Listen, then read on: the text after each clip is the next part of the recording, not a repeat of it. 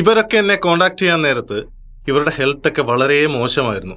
അപ്പോൾ എന്താണ് ഇവർക്ക് തോന്നി, എനിക്ക് നാളെ ഒരിക്കൽ സന്തോഷകരമായിട്ട് ജീവിക്കണം, എൻ്റെ ഫാമിലിയുടെ കൂടെ ജീവിക്കണം, നാളെ ഒരിക്കൽ ഞാൻ കിടന്നു പോയാൽ ആരും എന്നെ പൊക്കിയെടുക്കാനില്ല എന്നുള്ളൊരു ചിന്തയാണ് ഈ ട്രാൻസ്ഫർമേഷന് ഇവരെ ഇടയാക്കിയത്. അപ്പോൾ ഇവരെ പോലെ ചിന്തിക്കാൻ നിങ്ങൾ ശ്രമിക്കുക. ഒരാളുടെ ട്രാൻസ്ഫർമേഷൻ പിക്കോ അല്ലെന്നുണ്ടെങ്കിൽ വേറെ എന്തോ കണ്ടിട്ടല്ല മോട്ടിവേറ്റഡ് ആവേണ്ടത്. നിങ്ങൾ സെൽഫ് മോട്ടിവേറ്റഡ് ആകാൻ ശ്രമിക്കുക. ഒരു ട്രെയിനർ ഒരിക്കലും നിങ്ങളെ വീട്ടിൽ വന്ന് പുഷ് ചെയ്യത്തില്ല. വർക്കൗട്ട് ചെയ്യാൻ വാ, എഴുന്നേൽക്കോ എന്ന് ഒരിക്കലും ഒരു ട്രെയിനറും പുഷ് ചെയ്യില്ല. നിങ്ങൾ സ്വന്തമായിട്ട് തന്നെ തീരുമാനിക്കുക, നിങ്ങൾക്ക് ഹെൽത്ത് വേണം. ആ ഒരു തീരുമാനം മതി ഈ ഒരു ട്രാൻസ്ഫർമേഷൻ ലഭിക്കാൻ വേണ്ടി. താൻ പാതി ദൈവം പാതി എന്നാണ്. ആ പകുതിയെങ്കിലും നിങ്ങൾ ചെയ്യാൻ ശ്രമിക്കൂ. അല്ലാതെ എൻ്റെ വിധി ഇതാണ്, എൻ്റെ തലവര ഇതാണ് എന്ന് പറഞ്ഞുകൊണ്ട് ദൈവത്തിൽ മൊത്തം കെട്ടിവെച്ചിട്ട് എന്ത് ലഭിക്കാനാണ്? നിങ്ങളുടെ ഹെൽത്താണ്.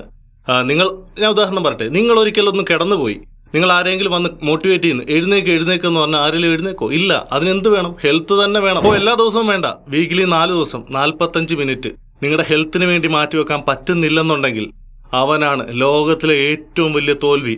അവരോടൊക്കെ എനിക്ക് പറയാനുള്ളത് അനുഭവിച്ച് തന്നെ തീർക്കുക.